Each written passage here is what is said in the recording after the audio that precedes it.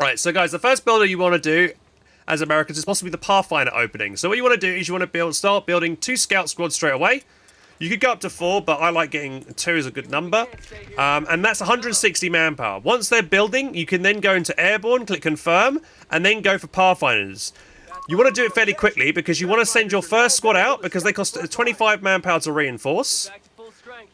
So you want to do it kind of quickly, so you're not sending out a 3-man Pathfinder, that you're going out as a 4-man Pathfinder. And now those scouts, they're still considered scout squads, costing 160 manpower. And now they actually, this is scouts, but they're actually Pathfinders, and it's costing again 25 manpower to reinforce them. Standard Pathfinders are 200, so in total you're spending 185 manpower on Pathfinders when they're normally 200. So you're saving yourself 15 manpower if you do this specific build. So you want to queue up 2 scouts first, then go for Pathfinders. Make sure your first squad gets fully reinforced before sending them out, and then you've got yourself 3 Pathfinders ready to go. Now what I like to do next is possibly go Weapon Support Center. So we'll get this out real quick. Next, again, it depends on the map. If it's a nice open map like Road to Tunis, maybe Twin Beaches, next I would like to get out myself a sniper. It's also worth knowing the the Weapon Support Center now is a little bit cheaper, so you'll be able to get the sniper out a bit sooner. But yeah, you'll have your 3 Pathfinders, and what you tend to do is you just you spread them out. You try and cap as much map control as possible, and then you fly around a bit with this playstyle. You make sure to keep your sniper between a couple of Pathfinders to give you vision. Pathfinders are great because they've got free recon flare and smoke currently, so you pop in the flare and the smoke in the sky to give you vision for so you know where's safe to move your sniper and where's not safe. You've also got the smoke grenade, so if your sniper gets under fire, you can drop a smoke grenade on top of your sniper, for instance, to maybe provide it cover on its retreat or something like that. And they've also good the rifle grenades are quite handy as well against blobs of units or units in cover and things like that. I tend to normally go for the unlock med kit with the sniper.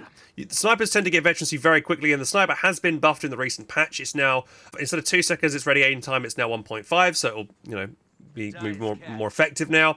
And you get the med kit because that allows you to heal on the move, and you haven't got to run back to your base because you don't really, if you're going for the construct medical station, you're kind of delaying yourself here. So once you've done that, you're also going to go for mechanized support center. At this point as well, you want to be paradropping in some paratroopers. Probably end up wanting to get a couple of paratrooper squads in total, so that we'll just spawn in another one. And ideally, with the paratroopers, you probably want to go for the bazookas, right? It's also worth noting the bazookas are now cheaper as well. It's 75 munitions instead of 90 munitions. And you get the bazookas out so you're countering any kind of light vehicles that are coming out, maybe harassing your sniper or things like that. So you have your mechanized support center, they'll be there. And then once you've got that, you'll unlock the M16 multiple gun motor carriage and the M3 75mm gun mortar carriage. This is quite cheap at only 30 fuel, so once you've gone for that will unlock this. You can then bring this out, the quad, and you use that to harass a lot of enemy infantry and stuff. It's not bad against things like 250s. You'll be able to kill a 250 Panzerjäger squad inside it before you'll get killed off, but just make sure that you're reversing away. But yeah, you get the M60 now. Now after this, you kind of play around with this and your bazookas, and then what I would try and do then is maybe even skip going motorport and go straight into the tank depot and then once you're in tank depot, you want to start making those Shermans, and then you go for the M4A1 Sherman, upgun it, or give it the pencil machine gun on top, and then you'd want to go for the M4A1 76mm conversion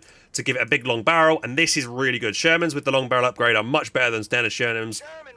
Better penetration and stuff like that, and just better at killing infantry as well, I've noticed. So yeah, you'll end up just making Shermans after this. So this is kind of a nice build. If you need to, you can paradrop in an anti-tank gun. The anti-tank gun paradrop has now been made cheaper. It was like 320 or something manpower.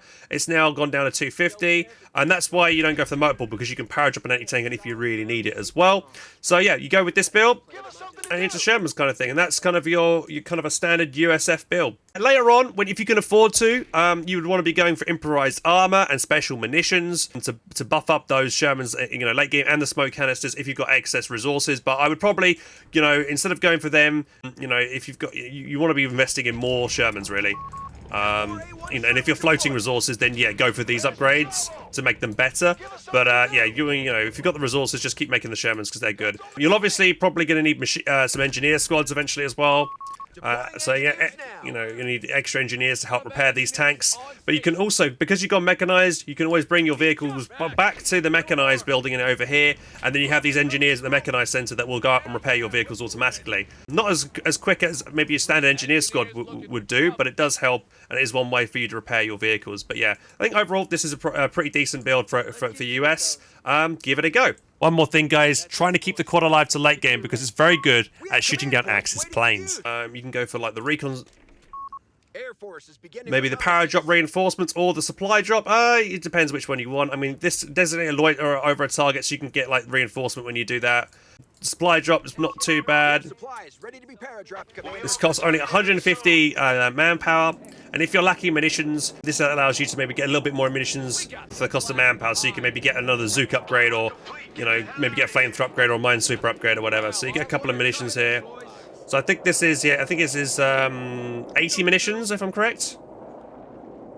Yeah, it's 80 munitions and also 2 heals as well, which is quite nice. So, and you know, later on in the game you might as well want to get your medical center, but you know, you can power drop heals in, or you can just wing it really. But yeah, you eventually want to be getting I think the medical center, you know, later on anyway. But yeah, this is a pretty good build order. And then later on, maybe the P-47 strafe, rocket strafe, if you want to maybe take down a vehicle. This strafing run isn't that great because it takes a long time to come onto the battlefield, unlike other things. The carpet bombing run is more of a, like, let's say you're up against someone who's dug in a big area, and you know, maybe they've got a flak 88 down, you might want to drop that in to maybe clear out a whole area or something like that. That's kind of more of an ability you want to do for that. But overall, this is a pretty decent build. That's my first American build. I could give you another American build, but well, I think I want to just maybe do one build for each faction, then we can get we can go into more builds later. So guys, that's the end of the video, and I hope you enjoyed it. And if you did and want more content, check up over here and over here. And if you want to subscribe to the channel, make sure to click the button down here.